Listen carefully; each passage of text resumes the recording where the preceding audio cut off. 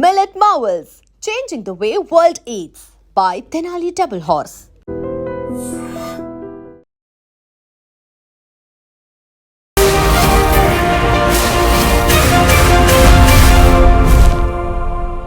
నమస్తే, welcome to I dream social spotlight with Kavitha.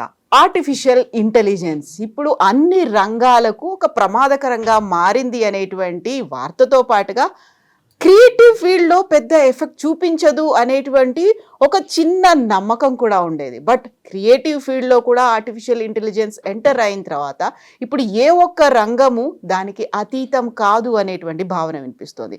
But ఇక్కడే మనం మాట్లాడుకోవాల్సింది గ్లోబల్ ఎకానమీ మీద ఏఐ ఎఫెక్ట్ చూపిస్తుందా. ఆల్రెడీ లే ఆఫ్స్ అనేవి కార్పొరేట్ రంగాల్లో అయినప్పుడు అది రీప్లేస్ చేయబోతుంది అనుకుంటే ఎంతలా ప్లస్ అవుతుంది, నెగటివ్ ఇంపాక్ట్ ఎలా ఉండబోతోంది. మనతో పాటుగా ఉన్నారు గ్లోబల్ ఎకానమిస్ట్ డాక్టర్ రవీందర్ గారు. నమస్తే అండి. సో మనకు ఆర్టిఫిషియల్ ఇంటెలిజెన్స్ వస్తోంది అనుకుంటే మనకు చాలా హెల్ప్ చేయబోతోంది అనే ఒక భావన ఉండింది. బట్ అది మాత్రం మనకి ఇంపాక్ట్ చూపిస్తోంది. పర్టికులర్గా సాఫ్ట్వేర్ రంగంలో అయితే మీరు పర్ఫార్మర్ పెరిష్ అనేది గతంలో ఉండేది. బట్ మీరు ఇప్పుడు అప్గ్రేడ్ చేసుకోండి లేకపోతే మిమ్మల్ని తీసేస్తాము అనే భావన, లే ఆఫ్స్ అనేవి వచ్చాయి. క్రియేటివ్ ఫీల్డ్ మాత్రం దీనికి అతీతం అనుకుంటే క్రియేటివ్ ఫీల్డ్లో కూడా ఏఐ ఎంటర్ అయిపోయింది. అటు మెడికల్ రంగంలో కావచ్చు, ప్రతి దాంట్లోనూ వచ్చిన తర్వాత ఎకానమీ పరంగా ఎఫెక్ట్ చూపిస్తుంది అంటారా నిజంగా? కవిత గారు, ఇప్పుడు ఆర్టిఫిషియల్ ఇంటెలిజెన్స్ ఏఐ అనేది part and parcel of everybody's life అయిపోయిందండి. వాళ్ళు చదువుకున్న వాళ్ళు కావచ్చు, చదువుకోని వాళ్ళు కావచ్చు, ప్రొఫెషనల్స్ కావచ్చు, నాన్ ప్రొఫెషనల్స్ కావచ్చు, ప్రతి ఒక్కరి మీద ఈ ఏఐ ఆర్టిఫిషియల్ ఇంటెలిజెన్స్, అందుగురించి దాన్ని ఆర్టిఫిషియల్ అంటాం మనం, న్యాచురల్ ఇంటెలిజెన్స్ అనం దాన్ని. సో ఈ ఆర్టిఫిషియల్ ఇంటెలిజెన్స్ ఏఐ టెక్నాలజీస్ అనేది చాలా ర్యాపిడ్గా డెవలప్ అవ్వకుంటూ వస్తున్నాయి. ఇప్పుడు దానికంటే ఒక చిన్న బ్యాక్గ్రౌండ్ ఇస్తాను మీకు. ఫస్ట్ ఇండస్ట్రియల్ రెవల్యూషన్ అనేది మనకు ప్రపంచంలో దాదాపు 1760 నుండి 1840 మధ్యన జరిగిందండి. ఒక 80 years పీరియడ్. అప్పుడు ఏం జరిగింది, స్టీమ్ ఇంజిన్స్, ఈ మన పవర్ లూమ్స్ అవి ఇన్వెంట్ అయ్యాయి. ఆ మ్యానుఫ్యాక్చరింగ్ సెక్టార్లో అంతకంటే ముందు మొత్తం ప్రపంచం అంతా కూడా ఈ ట్రెడిషనల్ మెథడ్స్ ఆఫ్ ప్రొడక్షన్, ఇప్పుడు మన దగ్గర హ్యాండ్ లూమ్స్ ఉంటుండేదండి, హ్యాండ్ లూమ్స్ పోయి పవర్ లూమ్స్ అయిపోయాయి. స్టీమ్ ఇంజిన్స్తో ఇప్పుడు రైల్వేస్ అవన్నీ కూడా స్టీమ్ ఇంజిన్స్తో నడవడం జరిగింది. సో ఇట్లా మెషిన్ మేడ్ ప్రోడక్ట్స్ అనేది ప్రొడ్యూస్ చేయడం స్టార్ట్ చేశారు. ఎప్పుడు అది 1760 నుండి 1840 మధ్యలో. అది ఇంగ్లాండ్లో జరిగింది, ఇంగ్లాండ్ తర్వాత యూరోప్లో జరిగింది. అందువల్లనే ఈ కాలనైజేషన్ కూడా స్టార్ట్ అయిందండి. అసలు భారతదేశం కాలనైజ్ కావడానికి చైనా, సౌత్ ఆఫ్రికా, ఈ నైజీరియా, ఉగాండా ఇవన్నీ కూడా ప్రపంచ దేశాలన్నీ కాలనైజ్ కావడానికి కారణం కూడా ఫస్ట్ ఇండస్ట్రియల్ రెవల్యూషన్ అనేది ఒక ముఖ్య కారణం అండి. రెండో రెవల్యూషన్ కూడా దాదాపు ఇమ్మీడియట్గా దాదాపు ఒక 30-40 years తర్వాత 1880 నుండి 1910 మధ్యన సెకండ్ రెవల్యూషన్ జరిగిందండి. అప్పుడు ఏం జరిగిందంటే ఎలక్ట్రిసిటీ ప్రొడక్షన్ అనేది జరిగింది. ఈ ఎలక్ట్రిసిటీ ప్రొడక్షన్ జరిగినప్పుడు కవిత గారు, అంటే అంతకుముందు మనకు ఎలక్ట్రిసిటీ జనరేషన్ అనేది హైడ్రో పవర్ అనేది, coal power, hydro power, thermal power అనేది ఎట్లాంటి పవర్స్ లేకుండేది. ఎలక్ట్రిసిటీ అనేది లేదు. థామస్ ఆల్వా ఎడిసన్ బల్బు కనుక్కున్నారు, తర్వాత ఎలక్ట్రిసిటీ జనరేషన్ అనేది కూడా జరుపుకుంటూ వచ్చింది. ఎలక్ట్రిసిటీ జనరేషన్ వల్ల మ్యానుఫ్యాక్చరింగ్ సెక్టార్ ఏదైతే ఉందో అది చాలా స్ట్రెంగ్త్ అవ్వకుంటూ వచ్చిందండి. అసలు మనకు బెంగళూరు ఫస్ట్ టైం ఇండియాలో 1905లో మనకు స్ట్రీట్ లైట్స్ వచ్చాయి. అంతకుముందు స్ట్రీట్ లైట్స్ అట్లాంటివి ఏం లేకుండే, లాంతర్లు, కెరోసిన్ ల్యాంప్స్తోనే అక్కడక్కడ మేనేజ్ చేస్తుండే పార్టీలు అయినా ఏదైనా కూడా. అటువంటిది బెంగళూరులో, మనకు బెంగళూరు సిటీలో 1905 అంటే దాదాపు 120 years బ్యాక్ మాత్రమే అప్పుడు జరిగిందండి ఆ రెవల్యూషన్ అనేది. అంటే సెకండ్ ఇండస్ట్రియల్ రెవల్యూషన్ అంటారు దాన్ని. ఆ సెకండ్ ఇండస్ట్రియల్ రెవల్యూషన్ అప్పుడు జరిగిందండి. తర్వాత థర్డ్ ఇండస్ట్రియల్ రెవల్యూషన్ ఏంటంటే కవిత గారు, ఐసిటీ రెవల్యూషన్ అని చెప్పి అంటారు. 1950s నుండి 1980s మధ్యలో ఈ ఇన్ఫర్మేషన్ కమ్యూనికేషన్ టెక్నాలజీస్లో ఈ కంప్యూటర్స్ ఇన్వెన్షన్స్, ల్యాప్టాప్స్, చిప్స్ ఇవన్నిటి మీద కూడా ఇన్వెన్షన్ జరుపుకుంటూ వచ్చాయి. దాంతో అది జరగడం వల్ల కూడా మ్యానుఫ్యాక్చరింగ్ సెక్టార్స్లో, ఇండస్ట్రీ సెక్టార్లో రాడికల్ డెవలప్మెంట్స్ జరుపుకుంటూ వచ్చాయి. ఇప్పుడు ప్రొడక్షన్ ప్రాసెస్ అనేది ట్రెడిషనల్ మెథడ్ నుండి మెకనైజ్డ్ మెథడ్కు మారిపోయింది కంప్లీట్గా. దానివల్ల huge amount, enormous amount of production అది జరుపుకుంటూ వచ్చింది. అది థర్డ్ ఇండస్ట్రియల్ రెవల్యూషన్ అండి. ఫోర్త్ ఇండస్ట్రియల్ రెవల్యూషన్ ఏంటంటే ఇప్పుడు ఇంటర్నెట్ రెవల్యూషన్ అని అంటారు, దాన్ని డిజిటల్ రెవల్యూషన్ అంటారు. ఈ ఫోర్త్ ఇండస్ట్రియల్ రెవల్యూషన్ ఈ మధ్యకాలం 2000-2005 ఆ రేంజ్లో ఒక 15-20 ఇయర్స్ బ్యాక్ ఈ రెవల్యూషన్ అనేది జరుపుకుంటూ వచ్చింది. ఈ రెవల్యూషన్ వల్ల ఈ గత దాదాపు 20-25 ఇయర్స్ నుండి ఇంకా పెద్ద మొత్తంలో డెవలప్మెంట్స్ అనేది ఈ ఐసీటీ రంగంలో ఈ డిజిటల్ రెవల్యూషన్తో జరుపుకుంటూ వస్తున్నాయి. దాంట్లో భాగంగా ఇప్పుడు మీరు ఆర్టిఫిషియల్ ఇంటెలిజెన్స్ చెప్పి మీరు అడిగారు. ఆర్టిఫిషియల్ ఇంటెలిజెన్స్ ఇవన్నీ కూడా ఇంటర్ కనెక్టెడ్ థింగ్స్ అండి. రోబోటిక్ టెక్నాలజీస్ అని అంటున్నారు, బ్లాక్ చైన్ టెక్నాలజీస్ అంటున్నారు, తర్వాత క్లౌడ్ కంప్యూటింగ్ అంటున్నారు, బిగ్ డేటా అంటున్నారు, బిగ్ డేటా అనలిటిక్స్ అంటున్నారు. అంటే millions or billions or trillions of డేటాను ఇమ్మీడియట్గా విదిన్ ఫ్రాక్షన్ ఆఫ్ సెకండ్స్లో అనలైజ్ చేసి ఒక పిక్చర్ను చూపించడం అనేది big data analytics, business analytics అంటున్నారు. ఈ రాడికల్ చేంజెస్ అనేది టెక్నాలజీలో ఈ డిజిటల్ ఈ కామర్స్ అని, ఈ బిజినెస్ అని, ఎలక్ట్రానిక్ ఫైనాన్సెస్ అని, ఫిన్ టెక్నాలజీస్ అని ఈ రకంగా డెవలప్ అవుకుంటూ వస్తున్నాయండి. ఈ డెవలప్మెంట్స్ అన్నీ కూడా ఈ ఏఐలో డిజిటల్ రెవల్యూషన్లో భాగంగా అండి, డిజిటల్ రెవల్యూషన్లో భాగంగా ఇవి జరుపుకుంటూ వస్తున్నాయి. ఇది జరగడం వల్ల మనకి ఏం జరుగుతుంది అసలు?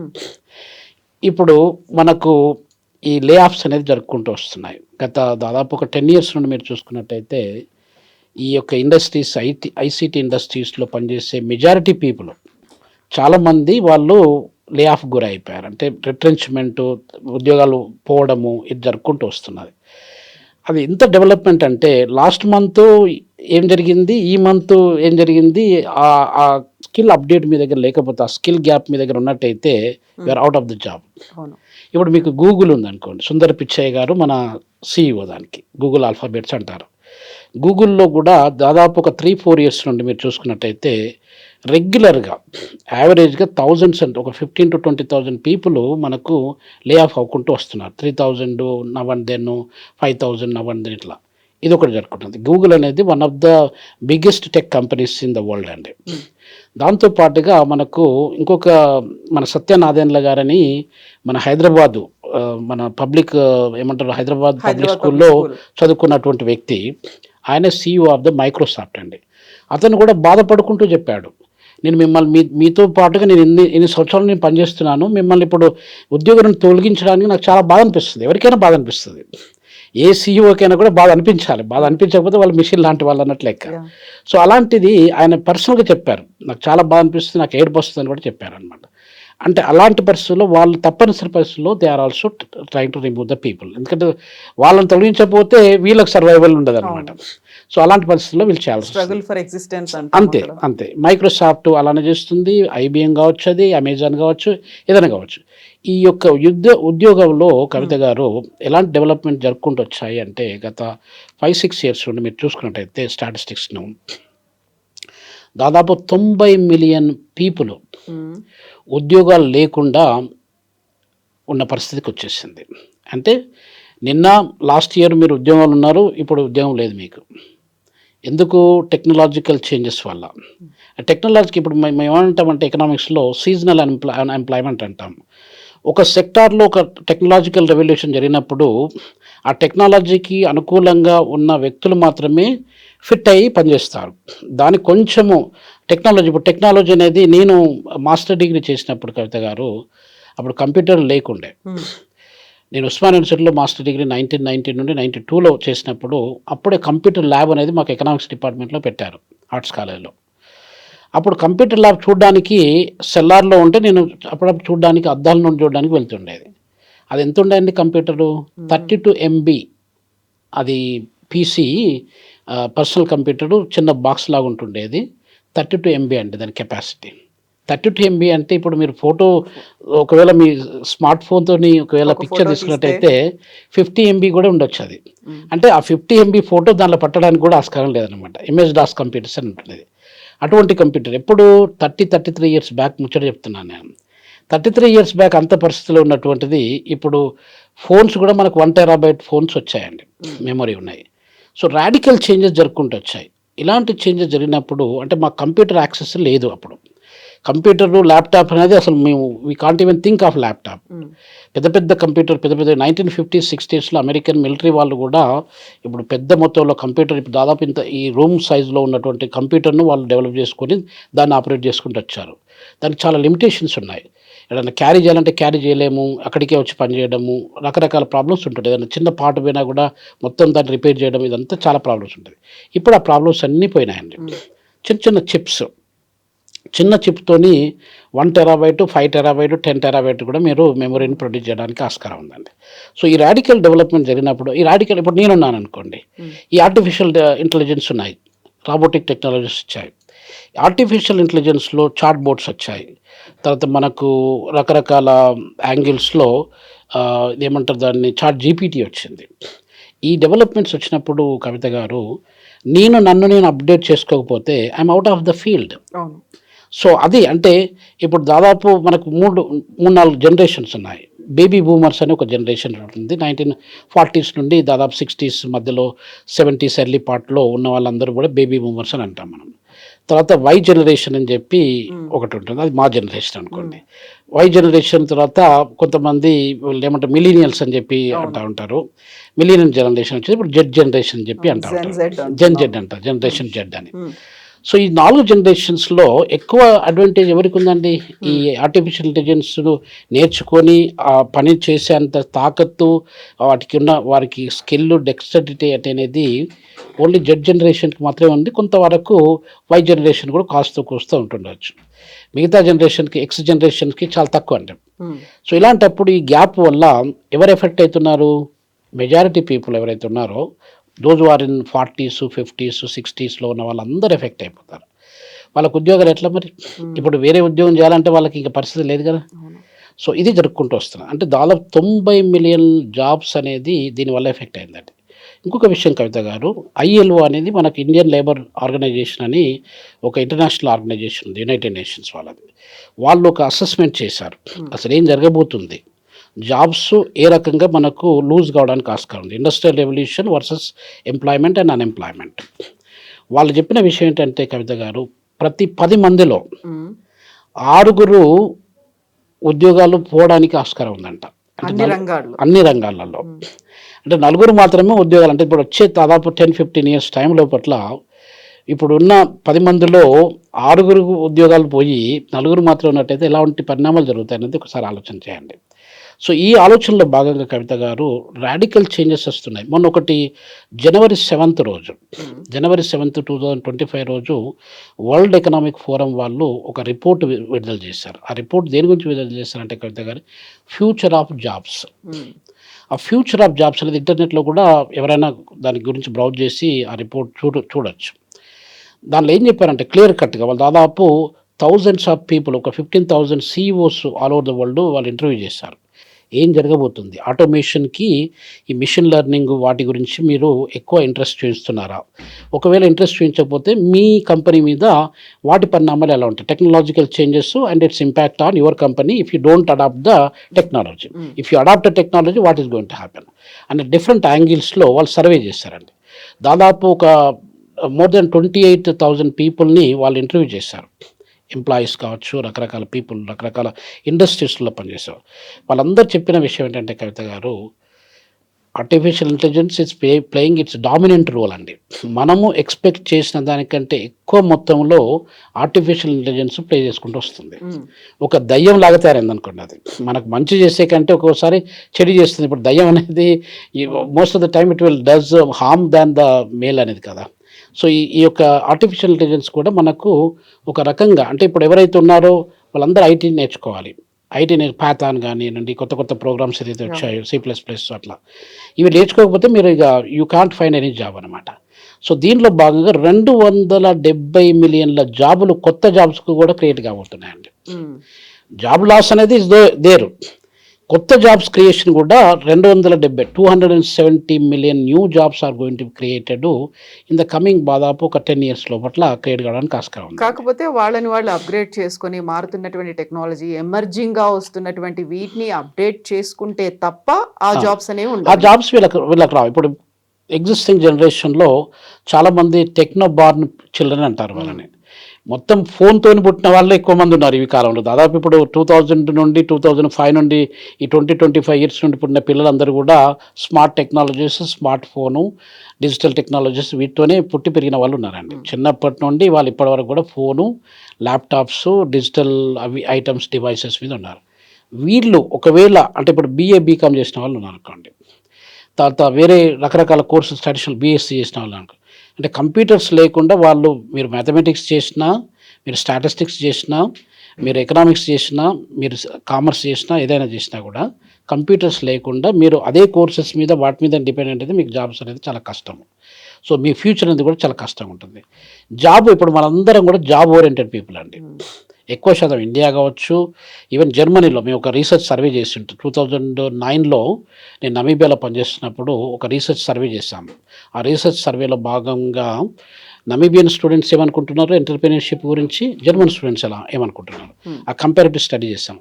ఆ కంపారిటివ్ స్టడీలో కూడా జర్మన్ స్టూడెంట్స్ కూడా అదే చెప్పిండ్రు. ఏం చెప్పిండ్రు అంటే మేము కూడా జాబ్ కావాలి, మాకు ఎంప్లాయ్మెంట్ కావాలి, మేము ఎంటర్‌ప్రెన్యూర్ కాము అని చెప్పి. అంటే దాదాపుగా 95% ఆఫ్ ద పీపుల్ అండి ప్రపంచంలో అందరు జాబ్ సీకర్స్, ఒక 5 to 10% మాత్రమే జాబ్ క్రియేటర్స్ ఉన్నారు. సో ఇట్లా ఉన్నప్పుడు ఏమవుతుందంటే, అంటే ఎంతమంది మనకు జాబ్ క్రియేటర్స్ అవుతారు, అది డిఫికల్ట్ సిచ్యువేషన్. అలాంటి పరిస్థితులలో ఈ ఆర్టిఫిషియల్ ఇంటెలిజెన్స్ అనేది ఆ 95% పీపుల్ ఏదైతే ఉన్నారో వాళ్ళ మీద ఖచ్చితంగా ఒక ప్రభావం చూపిస్తుందండి, నెగిటివ్ ప్రభావం చూపిస్తుంది. అందుగురించి ఆ స్కిల్ డెవలప్మెంట్ అనేది, ఆ డెక్స్టరిటీ డెవలప్మెంట్ అనేది రెగ్యులర్గా జరుపుకుంటూ పోతే తప్ప మీరు ఇప్పుడున్నటువంటి ప్రస్తుత మార్కెట్ను మీరు ఎదుర్కొని ఆ ఛాలెంజెస్ని ఫేస్ చేసి మీరు వర్క్ చేసే పరిస్థితి ఉండదండి. ఇప్పుడు ఇంతమంది మీద నెగటివ్ ఇంపాక్ట్ చూపిస్తుంది అనుకున్నప్పుడు ఏవైతే కార్పొరేట్ రంగాలు ఉన్నాయో వీళ్ళని తీసేసి ఏఐని రీప్లేస్ చేసుకోవాలనుకుంటున్న వాళ్ళకి బెనిఫిట్ అవుతుంది. దెన్ వాట్ అబౌట్ ఇప్పుడు జాబ్స్ లూజ్ అవుతున్నారు, లేకపోతే వాళ్ళకి భవిష్యత్తుకు సంబంధించి ఫైనాన్షియల్ క్రైసిస్, ఇవన్నీ కూడా ఇంపాక్ట్ చూపిస్తాయి కదా ఎకానమీ మీద. తప్పకుండా కవిత గారు. ఇప్పుడున్నటువంటి ఏఐ అనేది ఇండియా లాంటి, ఇప్పుడు మనం హైదరాబాద్ అనుకుంటున్నాం, హైదరాబాద్ను సైబరాబాద్ అని కూడా అంటాం కదా. మోడర్న్ హైదరాబాద్, సైబరాబాద్ అని చెప్పి ఒక సెకండ్ సిటీని మనం క్రియేట్ చేస్తాం. సికింద్రాబాద్, హైదరాబాద్, సైబరాబాద్. సైబరాబాద్ అని ఎందుకంటున్నామనంటే ఎక్కువ ఐసీటీ డెవలప్మెంట్ బెంగళూరు తర్వాత మన దగ్గర జరుపుకుంటూ వచ్చింది. ఇప్పుడు ఇండియన్ సిలికాన్ వ్యాలీ, అది అమెరికన్ సిలికాన్ వ్యాలీ అని కూడా మనం దాన్ని అంటుంటారు. ఎందుకంటుంటారంటే ఎక్కువ శాతము ఐటీ రంగంలో పనిచేసినటువంటి టెక్నోక్రాట్స్ ఎవరైతే ఉన్నారో మన ఆంధ్ర రాష్ట్రాల నుండి, ఆంధ్రప్రదేశ్ నుండి, తెలంగాణ నుండి వచ్చిన వాళ్ళే ఎక్కువ ఉన్నారండి. సో ఇలాంటి సందర్భంలో ఏమవుతుందంటే ఇప్పుడు పనిచేసే వ్యక్తులు ఏదైతే ఉన్నారో వాళ్ళు పనిచేస్తూ ఉన్నారు. ఆ టెక్నాలజీకి సంబంధం లేకుండా ఉన్నటువంటి ఇంజనీర్లు కావచ్చు, మెడిసిన్ వాళ్ళు కావచ్చు, రకరకాల టెక్నాలజీలో రకరకాల ఫీల్డ్లో ఉన్న వాళ్ళు కావచ్చు, వాళ్ళకి టెక్నాలజీ ఓరియంటేషన్ లేకపోతే వాళ్ళు అవుట్ ఆఫ్ ద జాబ్ అండి. సో ఇది నో మెర్సీ అట్ ఆల్. ఎందుకంటే వాళ్ళు చూసేది వాళ్ళ ప్రాఫిట్ చూసుకుంటారు. Business is nothing but profit making అండి. ఆ ప్రాఫిట్ మేకింగ్లో భాగంగా వీళ్ళు ఏం చేస్తున్నారంటే they will try to remove anybody and everybody. ఇప్పుడు ఏమవుతుంది, ఇప్పుడు ఒకవేళ ఒక 10,000 మంది వ్యక్తులు ఉద్యోగం నుండి బయటకు వచ్చేసారు. వాళ్ళ పరిస్థితి ఏంటి, వాళ్ళకి ఉద్యోగం ఎక్కడ దొరుకుతుంది చెప్పండి. దీన్ని మనం ఏమంటామంటే సీజనల్ అన్ఎంప్లాయ్మెంట్ అంటాము, తర్వాత స్ట్రక్చరల్ అన్ఎంప్లాయ్మెంట్ కూడా అంటాం ఎకనామిక్స్లో. అంటే ఒక స్ట్రక్చర్ మారుతున్నప్పుడు ఏదైతే అన్ఎంప్లాయ్మెంట్ క్రియేట్ అయిపోతుందో దాన్ని స్ట్రక్చరల్ అన్ఎంప్లాయ్మెంట్. ఆ స్ట్రక్చరల్ అన్ఎంప్లాయిడ్ పీపుల్ మళ్ళీ ఎంప్లాయ్మెంట్లోకి రావడానికి చాలా టైం పడుతుందండి. ఎందుకంటే టెక్నాలజీ వాళ్ళు అందరు నేర్చుకోవడానికి కూడా సిద్ధపడరు కదా. వాళ్ళకు కొంచెం అవగాహన ఉండొచ్చు. ఇప్పుడు నేను చెప్పాను నా సొంత ఎక్స్పీరియన్స్. దాదాపు 33 ఇయర్స్ బ్యాక్ నాకు టెక్నాలజీకి పెద్దగా సంబంధం లేదు. ఇప్పుడు కూడా I'm not so much well equipped with technology. ఈ టెక్నాలజీతో నాకు సంబంధం లేకుండా ఉన్నప్పుడు జాబ్ అనేది ఎవరికైనా కూడా ఇబ్బంది అయిపోతుంది. ఇప్పుడు మేము టీచింగ్లో ఉన్నాం. 33 years of my life I'm in teaching అండి. ఈ టీచర్స్ మీద, ప్రొఫెసర్స్ మీద ఎట్లాంటి ఇంపాక్ట్ ఈ ఆర్టిఫిషియల్ ఇంటెలిజెన్స్ వల్ల పడుతుంది అనేది కూడా మనం ఒకటి చూడొచ్చండి. ఇప్పుడు దాదాపు చాట్ బోట్స్ వచ్చాయి, ఈ తర్వాత చాట్ జీపీటీ వచ్చింది. మీకు ఏది కావాలన్నా కూడా ఫ్యూ సెకండ్స్లో ఒక కమాండ్ ఇచ్చినట్టయితే మీకు డిఫరెంట్ ఇన్ఫర్మేషన్ డిఫరెంట్ యాంగిల్స్లో అది ఇస్తూ ఉంటుంది. ఇలా ఇచ్చినప్పుడు టీచర్స్ యొక్క యూజ్ ఏంటి అక్కడ చెప్పండి. పిల్లలు ఏదైనా అసైన్మెంట్ ఇచ్చినాం అనుకోండి, అసైన్మెంట్ ఇచ్చినప్పుడు వాళ్ళు ఏం చేస్తున్నారు, చాట్ జీపీటీలో చూస్తున్నారు, వచ్చిన ఇన్ఫర్మేషన్ గ్యాదర్ చేస్తున్నారు, మాకు అసైన్మెంట్స్. అంటే పీపుల్ వాళ్ళ బ్రెయిన్ను యూజ్ చేయడం అనేది మానేస్తున్నారు. ఇప్పుడు ఒక అసైన్మెంట్, ఒక పిహెచ్డి తయారు చేయడానికి నాకు 5 సంవత్సరాలు పట్టింది. I got PhD gold medal, best PhD gold medal from Osman university అండి. 5 సంవత్సరాల కష్టం అది. ఇప్పుడు పిల్లలు మా పిహెచ్డి స్టూడెంట్స్ ఉన్నారు. వాళ్ళ పిహెచ్డి స్టూడెంట్ ఒక ఆర్టికల్ రాసుకురామంటే వితిన్ 1-2 డేస్లో బట్ల ఆర్టికల్ నాకు సబ్మిట్ చేస్తున్నారు. ఎట్లా పాసిబుల్ అయింది 1-2 డేస్లో ఆర్టికల్ అని అంటే అడగంగా లేదు సార్ నేను కష్టపడి సొంత తెలివితో అయితే కాదు 1-2 డేస్లో కాదు, నేను చేయడానికి కూడా నాకు 3 months 6 months పడుతుంది ఒక ఆర్టికల్ తయారడానికి. మీరు ఏం చేసినారంటే చాట్ జీపీటీలో ఏదన్నా కీవర్డ్స్ పెట్టడము, ఇన్ఫర్మేషన్ లాగడము, ఆ ఇన్ఫర్మేషన్ని మనం కొంచెం మ్యానిపులేట్ చేసి మనం సబ్మిట్ చేయడం, ఇది జరుగుతుందండి. ఇంకొకటి కవిత గారు, హ్యూమన్ బ్రెయిన్ అనేది ఇప్పుడు ఆర్టిఫిషియల్ ఇంటెలిజెన్స్ అంటున్నాం మనం. హ్యూమన్ బ్రెయిన్ అనేది more powerful than the artificial intelligence. ఇప్పుడు హ్యూమన్ బ్రెయిన్ ఎంత కెపాసిటీ ఉంటుందంటే, మనం ఇప్పుడు కేబీస్ అని చెప్పాడు, కిలోబైట్స్ అంటాము, మెగాబైట్స్ అంటాము, తర్వాత గిగాబైట్స్ అంటున్నాము, టెరాబైట్స్ అంటున్నాము. అంతవరకే మనకు తెలుసు. చాలామంది తెలియని విషయం ఏంటంటే పెటాబైట్స్, గిగాబైట్స్, గిగ్ బైట్స్ అని చెప్పి రకరకాల ఇవి ఉన్నాయండి. హ్యూమన్ బ్రెయిన్ కెపాసిటీ ఎంత అంటే అండి కవిత గారు, 2.5 పెటాబైట్స్ అండి. 2.5 is equal to about 2.5 million gigabytes worth అండి. అంటే ఎంత మనం యూజ్ చేస్తున్నాం అసలు? ఆల్మోస్ట్ ఒక 0 పెట్టి 0 తర్వాత ఒక 100 సున్నాలు పెట్టి 100 సున్నాల తర్వాత ఒక 1 పెట్టినా కూడా అంతా కూడా యూజ్ చేయట్లేదు. ఇప్పుడున్న జనరేషన్ కవిత గారు వాళ్ళు ఏమి యూజ్ చేయట్లేదు. ఒక 1-2% మీరు మీ మెమరీని యూజ్ చేసినట్టయితే you are the best human being, you are the best intellectual. So ఇది యూజ్ చేయలేకపోతున్నాం. ఆర్టిఫిషియల్ సూపర్ కంప్యూటర్స్ అని చెప్పి చైనా వాళ్ళు, ఇండియన్స్, అమెరికన్స్ అందరూ డెవలప్ చేసుకుంటూ వస్తున్నారు. వాటి కెపాసిటీని చూసుకుంటే human brain is still powerful అండి. మన బ్రెయిన్ మనము నమ్ముకోకుండా ఆర్టిఫిషియల్ ఇంటెలిజెన్స్, ప్రకృతి సిద్ధమైనటువంటి దాన్ని, ఆర్టిఫిషియల్గా ఉన్నటువంటి దాన్ని మనం నమ్ముకుంటూ వస్తున్నాం. సో అది ఎవరు చేశారు అని అంటే మళ్ళీ హ్యూమన్ బీయింగ్స్ చేశారు. So man is more powerful than the human being. So కాబట్టి ఈ ఆర్టిఫిషియల్ ఇంటెలిజెన్స్ ఇంపాక్ట్ అనేది మన ఎకానమీ మీద, తర్వాత ఈ XY జనరేషన్స్, బేబీ బూమర్స్ మీద చాలా ఇంపాక్ట్ పడుతూ ఉంటుందండి. ఎస్ అండి. సో దాన్ని మాత్రం మనం గ్రహించట్లేదు, అప్గ్రేడ్ చేసుకోవట్లేదు, అండ్ అప్గ్రేడ్ చేసుకున్నప్పటికి కూడా ఉండే ఇంపాక్ట్ అనివార్యంగా ఉండబోతోంది. అదంతా సరే ఊక అంటారండి. ఇప్పుడు ఊక అంటే volatility, uncertainty, complexity and ambiguity అని చెప్పి అంటారు. ఎవ్రీథింగ్ బికమ్ ఊకా అండి. ఊకా వరల్డ్ అని చెప్పి అంటాము. ఇప్పుడు ఒక కొత్త కాన్సెప్ట్ ఊకా వరల్డ్ అంటారు. ఏం జరగబోతుంది? ఇప్పుడు మీరు అంతా టెక్నాలజీ నేర్చుకున్నారు, అంతా మిమ్మల్ని మీరు ప్రిపేర్ అయి ఉన్నారు, సిద్ధంగా ఉన్నారు, ఎట్లాంటి చేంజెస్ వచ్చినా కూడా మీరు ట్యాకిల్ చేయడానికి సిద్ధంగా ఉన్నారు. కానీ ఇంకొక 1-2 years లోపట్ల మీ టెక్నాలజీ, మీ యొక్క అప్గ్రేడేషన్ అనేది సరిపోకపోవచ్చు. You still expose to that kind of risk అండి. సో ఈ జాబ్ ఇప్పుడు మీకు ఇంకొక విషయం ఏంటంటే కవిత గారు, అమెరికాలో ఒక డాక్టర్ ఉంటే, అమెరికా డాక్టరు సొమాలియాలోనో, ఇథియోపియాలోనో, ఇంకా వేరే కంట్రీలో ఉన్న పేషెంట్కు ఆపరేషన్ చేయడానికి టెక్నాలజీ వచ్చిందండి, రోబోటిక్ టెక్నాలజీ ద్వారా. అంటే ఇండియన్ డాక్టరు అమెరికాలో ఉన్న పేషెంట్ కానీ, జింబాబ్వేలో ఉన్న పేషెంట్ కానీ, సౌత్ ఆఫ్రికాలో ఉన్న పేషెంట్ కానీ ఆపరేషన్ చేయడానికి కూడా టెక్నాలజీ వచ్చింది.